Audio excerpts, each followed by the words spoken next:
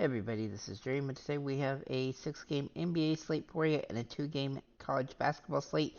We'll do the NBA slate first. Before I get started, can you guys smash that like, subscribe button? It really do help the channel a lot. Really do appreciate it.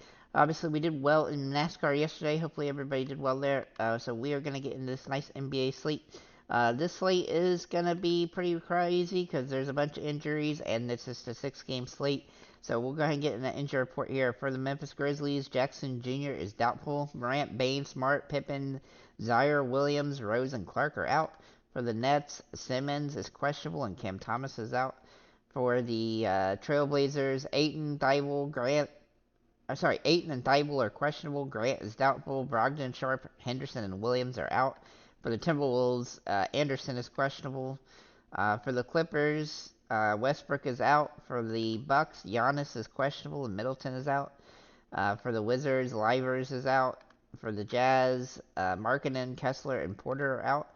For the Bulls, Caruso is questionable. Levine, Williams, and Craig are out.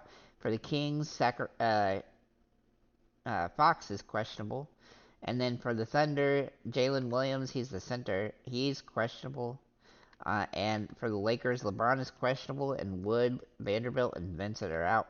With all the questionable tags, we're definitely going to have some opportunity to potentially have some good value plays pop up as we get through the slate. But right now, we're going to have to operate with the question mark tags being questionable. So we are going to look at our two core plays first, John Collins and Kyle Kuzma. Now, both these guys can play power forward and center.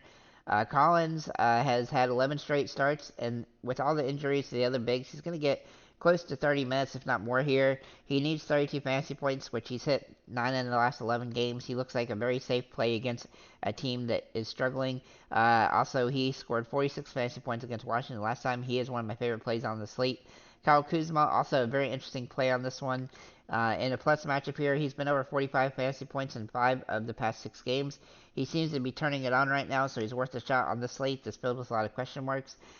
He has played well against Utah in the past. In fact, last game he had 39 fantasy points. I expect him to get a lot of a lot of potential in this one with the situation and defensive-less play that both these teams play with this season.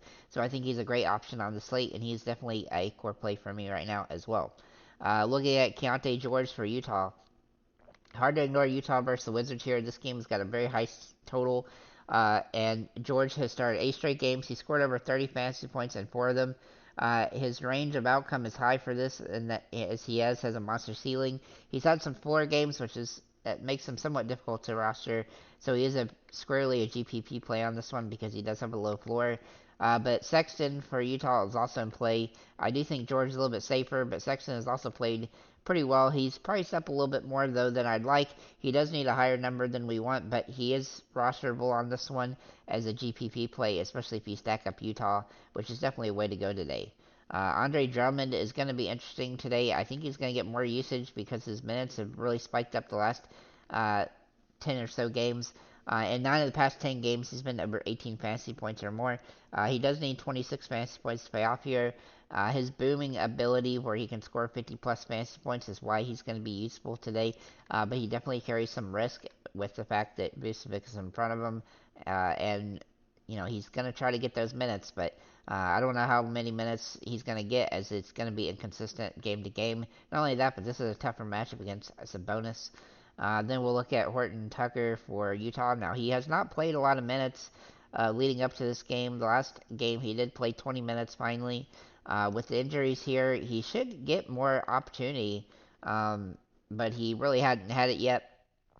We do need him to get over 20 minutes to really pay off here, but he's very cheap, and he seems like a relatively safe play if you look at his last, 10 or so games.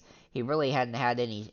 He's only had a couple terrible games where he only played a few minutes. I expect his minutes to be back up here, as he should be in the rotation now moving forward, especially with injuries setting in here. Looking at Jordan Clarkson for Utah, he's in an interesting spot as well, though he is playing a lot of minutes. His price has come up.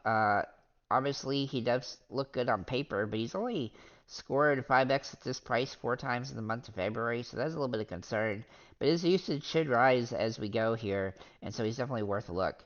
Domantas Sabonis for Sacramento looks interesting today, as he's got a favorable matchup against Chicago, and he's been playing very well lately, with the exception of this kind of off game against Denver. He's been pretty steady as getting over 50 fantasy points, which is what he needs. However, we do need some of this other question mark tags to open up for really to get him in there. But he's definitely an interesting play on the slate to me. And then Au Desanmu, man, this guy has been very good lately. His price keeps rising a little bit, but he does have that low floor. But he's been pretty consistent lately, and he's playing all the minutes he can handle. I expect him to continue that. Now, this is not the easiest matchup ever, but he scored 35 fantasy points against Sacramento the last time he played them, so he definitely needs to get up that to that level. But he's definitely capable of it in this one, and I do like how he's playing lately, so he's definitely worth a look here. With that said, guys, let's move over to the college basketball slate here. We only have a 4-game slate. Now, this slate is kind of interesting, so I'm just going to break down each game and the players I like in it. First of all, we'll look at the Duke North Carolina State game, and we'll start with North Carolina State. Now, this game has the 6.5 point favorite of Duke, which Duke is the away team on this one.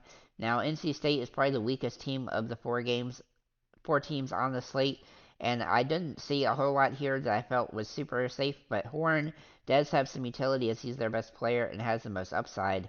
I also thought Diarra, who's been very inconsistent throughout the season, has some utility, but he has a very low floor.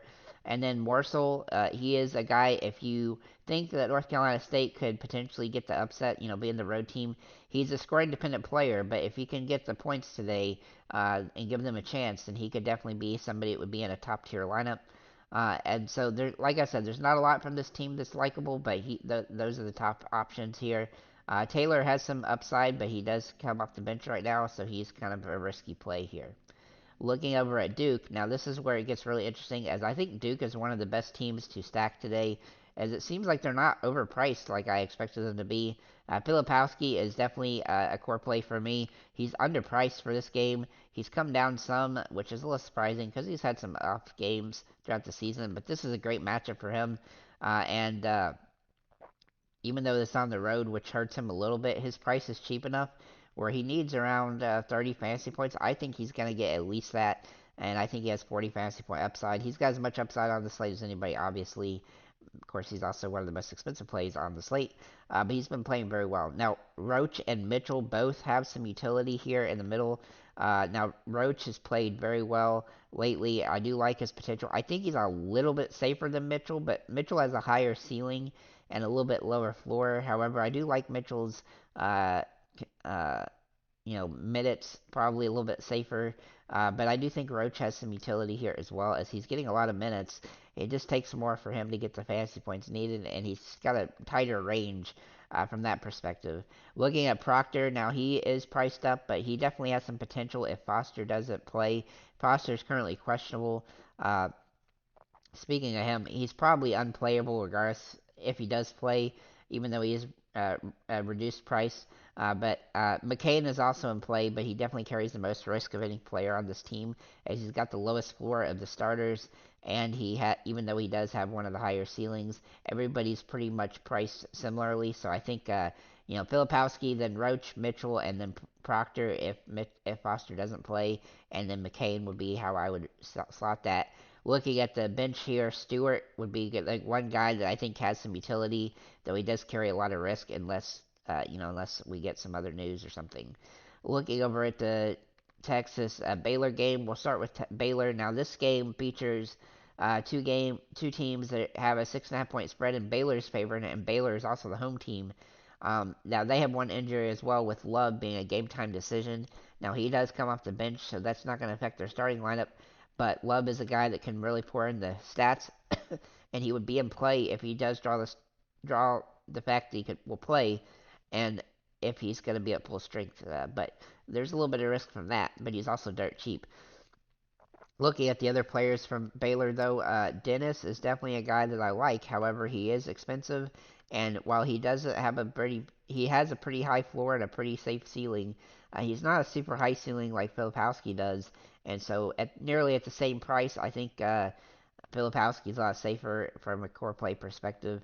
Also, this Texas Baylor game is going to favor guard play a lot more than the big guys, so do keep that in mind as well. And Dennis definitely hits the bar for that perspective. Other guys that I like for this game, high risk play is Nunn.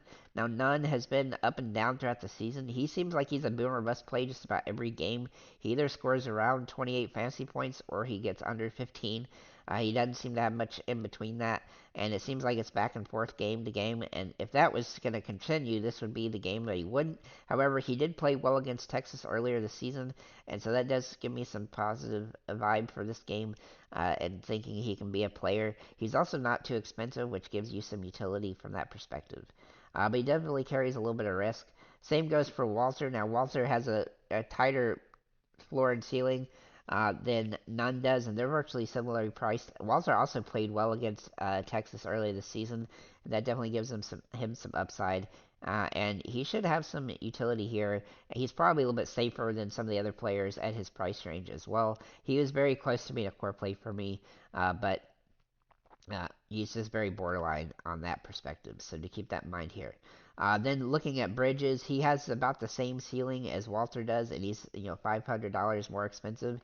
He does have a little bit of higher floor, and he played pretty well against Texas the last time. However, it is a little bit tougher defensive game for the big guys here for Baylor. So I don't think he's a must play, but he's definitely a contrarian option, maybe a GPP play on this one. As for the value plays for this team, Love is the only guy that really does draw a lot of potential here. As he definitely, if he does get in the game, as throughout the season, he's played pretty well. The question is if he can play 20 plus minutes and get his normal thing. I just don't know if he's going to be healthy enough to do that, and so that does draw some concern here. But he's definitely an interesting play if he does draw the start, or does draw the uh, what I should say. If he does dress for the game, I should say. So looking over at Texas, um, Texas is an interesting team today too. Now they are on the road. That does hurt their potential, but they do have a couple guys that are interesting. Abrams is one of my core plays here. He's played very well lately. He's had a couple off games against Kansas, but I think for the most part he's got that upside that we need. He needs 26 fantasy points to pay off. He's also one of the guys that have the most assist rebound rating outside of Dennis for Baylor and Filipowski. He seems to get the most peripheral stats of any player on this slate. So I do like him from that perspective. He also performed pretty well against Baylor the last time they played with 15 points, 5 rebounds, and 7 assists. So I think he's a pretty safe play on the slate. Looking at some of the other options here, I do like Disu for them as well, though he is very expensive and similar price to Filipowski without the safety of a safe floor. I do think he's a riskier play, but he's definitely a contrarian play on this one. If you can find some value, then he would be somebody I would consider looking at along with Filipowski. But then outside of that, Hunter and Mitchell both have some utility for this team, but they're definitely risky. And then from the bench, Weaver and Cunningham have some utility, but they definitely carry a lot of risk as they're not cheap like I would like them to be for this game. So with that said, guys, thank you for liking, commenting, subscribing. If you have any comments or questions about either of these slates, feel free to leave them below, and have a nice day, guys.